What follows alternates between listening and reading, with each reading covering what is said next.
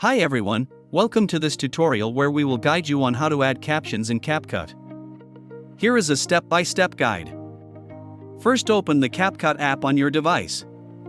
Tap on New Project. Select the video from your gallery and tap on Add at the bottom. Tap on Text at the bottom, then tap on Auto Captions.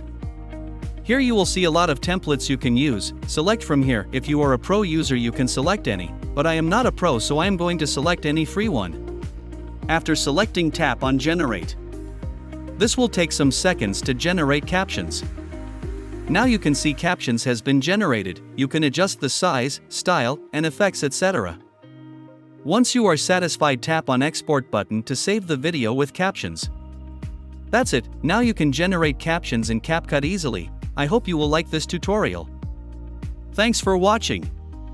If you enjoyed this video, please give it a thumbs up, subscribe for more content, and hit the bell icon to get notified whenever I upload. See you in the next one.